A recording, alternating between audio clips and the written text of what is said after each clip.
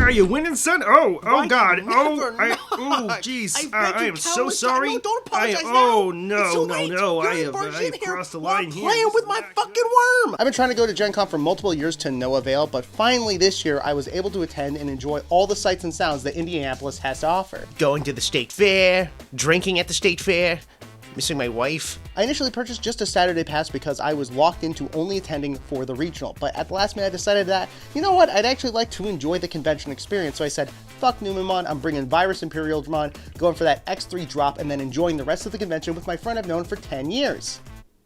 Anyway, here's my 13th place Virus Imperial list. I've also posted the list down below so you could try before you buy, which I recommend because some of these pieces are a little pricey. I'll be doing a short overview of what the deck's main game plan is, but if you're one of the 15 people in this community who already have taste, you could skip here for tech choice and deck building justification. Now you play this deck in two phases. First you stab your trash with multiple colors of level 4s and different level 5s in the 4 play phase, and if you do that well enough, you move to fucking. Take your 2 of your rookies, you digivolve one of them into an EX3 level 4, allowing you to digivolve the other rookie into one from trash of the opposite color. After that, use the second effect to DNA digivolve, allowing you to DNA even if you pass 0, which will let you go into one of your level 5s, which will then fetch out another level 5 from trash. Now you can either use the end of turn inherits that allow you to DNA digivolve once again into your Virus Imperial, which serves as a near board wipe, and then Blitz, which can gain 2k on attack and climb even higher into your fighter mode, which gains piercing and bottom decks the dragon mode to disable all security effects. Or do none of that and just have 2 different targets for Valcase, which this deck can search. Historically, the biggest problem this deck has had was with consistency, but through support that has to be measured in drifts rather than waves, this strategy has slowly solved this, starting with promo Shadramon. It's a purple and red, so it's a target for both EX3s, and can play a Veemon or Wormmon from trash, which helps set up another buddy for DNA Digivolving, which got even better with the introduction of BT16 Wormmon, whose on-play and start of main phase effect lets you digivolve one of your rookies into a free from trash for 1 less cost.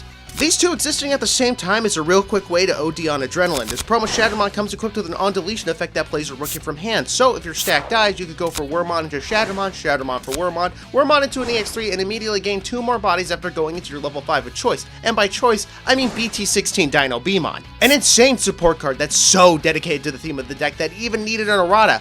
Oh, big thing about this deck, a lot of erratas. You'd better bookmark this page, buddy. Off of a DNA Digivolve, this guy can play out any level 5 or lower free Digimon and afterwards grant something the ability of Rush, but then it's forced to attack the player, giving you a pseudo Blitz. The best target is often Dinobeemon itself because it has Raid, which it can still activate while declaring the attack, and is usually sitting at 10k or has retail thanks to the inherits of your rookies. And on top of all that, it provides Partition, which means Ultra Removal now just means another Dinobeemon. There are no words in the English language to properly capture how I feel about this little creature. Es bueno. Not only do you have an easy answer to Floodgates now at the cost of setting up your trash, it's purple, which means you can actually use it in the deck while getting a 0-cost BT16 Wormmon, allowing you to finally go into that and a starter on turn 1. For my build, I run 14 starters, the mandatory 4 ofs of each rookie, 4 of the best Purple Tamer Analog Youth, and the last minute edition of Mist Memory Boost, which I got like the day before. Thanks for coming through.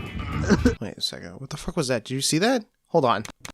Oh my god! It was a fantastic addition, being both setup and a way to extend my turns while maintaining card advantage. Another last minute addition was BT2 Matt, which was performing pretty well. I added it to replace BT1 Tai, who I swore by until I found out I would instantly lose the game against Gooner's favorite Floodgate, so I said fuck it, I guess I'll turn my 1 of into a 3 of. The entire point of me running BT16 Exveemon was to try to get to an 18k Virus Imperial. All I wanted was big number, and it never came up. What Exveemon ended up being was like the best tool for early game. It could easily clear out boards of rookies with the promo Minomon. There's also the fun part of playing it off of Dinobeemon, giving the Dinobeemon battle protection until the end of my opponent's turn, so when they swung in thinking they could get rid of it, I just say no. The biggest problem is the Digivolution cost, which is only reduced on a Veemon, a problem shared by Sethmon, but Sethmon is way better. Not only is it purple and red, it's an answer to ace targets by being removal that doesn't rely on battle or retaliation, which is also just battle.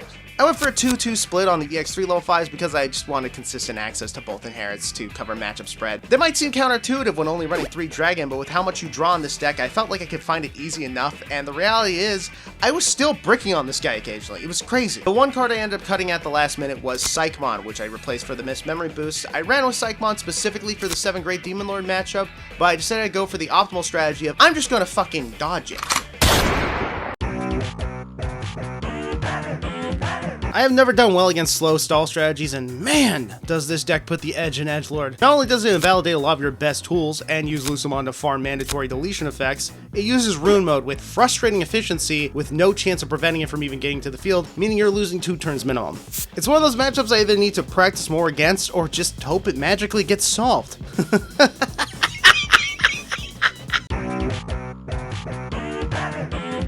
We just gambled at each other. It was sick.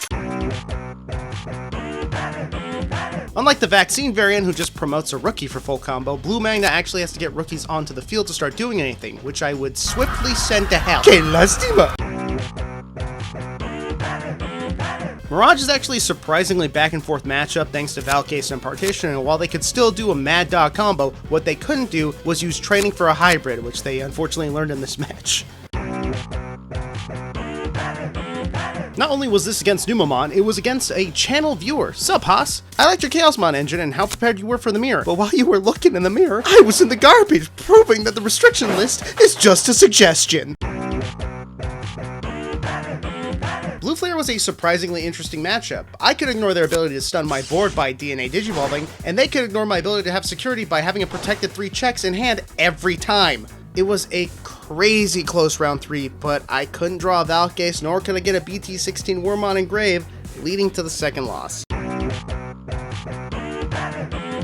I was most excited for this matchup, just for the vibes. Who wins? The anime darling or the second banana? And it was there Blue-Green Imperial showed off its greatest technique, bricking. And so we reached the final round, but it wasn't just against Mirage. It was against John. It was against a homie. In a cruel twist of fate, only one of us would be getting the invite. Game 1 was over the second I hit Thomas in security, and Game 2 was decided when I was able to raid into his stack with a 12k Dinobeemon and Steel Tempo. Game 3. The final showdown between us to decide who would be getting that invite. And then God fucking ganked him. 3 Memboosts in a training before he finally got a level 5, and it was Zudomon. And even when he finally got his stack online, it couldn't end the game because he had to bottom deck so many Thomases just to get there. I didn't want that to happen to a friend. I don't want to win like this, but I mean, I'll take it.